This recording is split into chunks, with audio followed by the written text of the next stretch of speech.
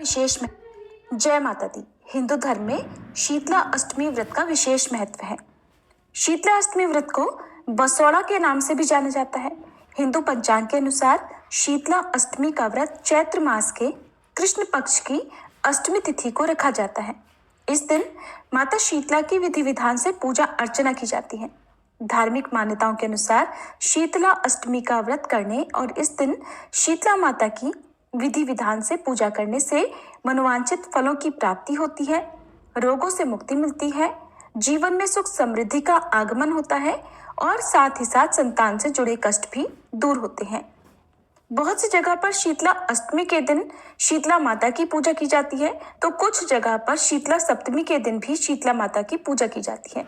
यानी अष्टमी तिथि से ठीक एक दिन पहले सप्तमी तिथि को भी पूजा की जाती है। और इस व्रत में शीतला माता को बासी भोजन का भोग लगाया जाता है। यहाँ तक कि माता की पूजा में दीपक भी जलाकर नहीं रखा जाता।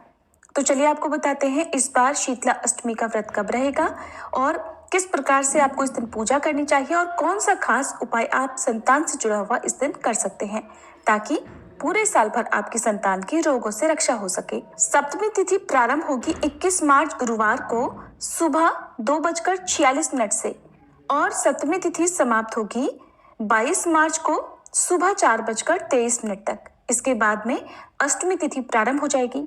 अष्टमी तिथि 22 मार्च को सुबह 4:24 से लेकर 23 मार्च सुबह 5:23 तक रहेगी।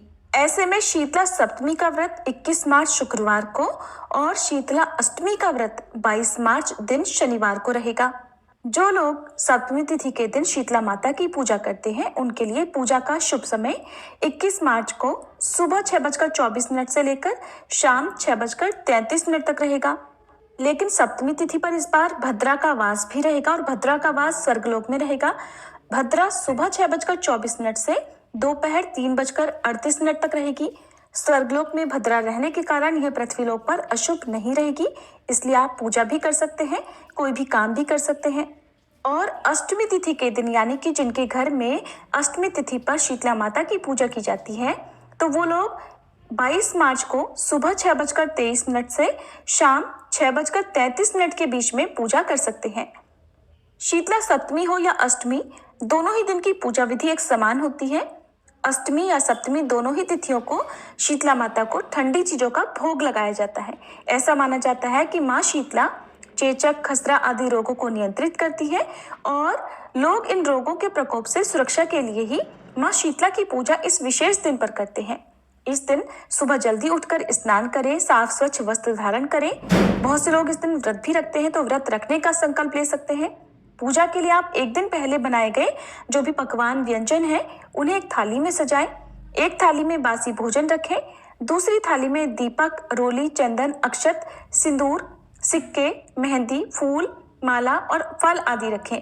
शीतला माता के लिए आप सुहाग की सामग्री रख सकते हैं और एक लोटे में ठंडा जल रखें।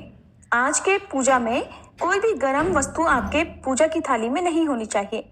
शीतला माता को बासी भोजन का भोग लगाएं, शीतला माता की कथा करें और उसके बाद शीतला माता की आरती उतारकर जो भी भोग व्यंजन आपने माता को अर्पित किया है उसे प्रसाद रूप में सभी लोगों को ग्रहण करना चाहिए।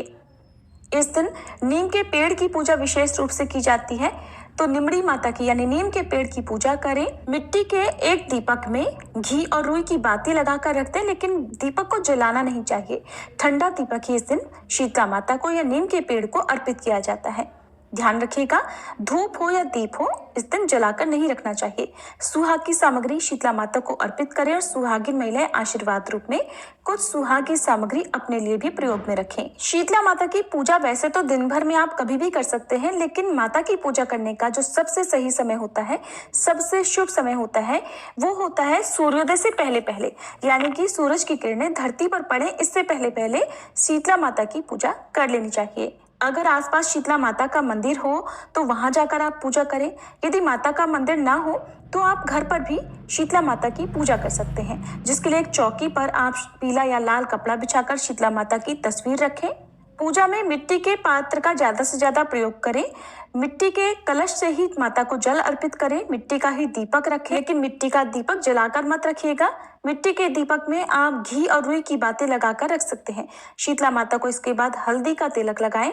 फिर शीतला माता के साथ उनके वाहन गणधर, भैरव बाबा और हनुमान जी की भी पूजा करें।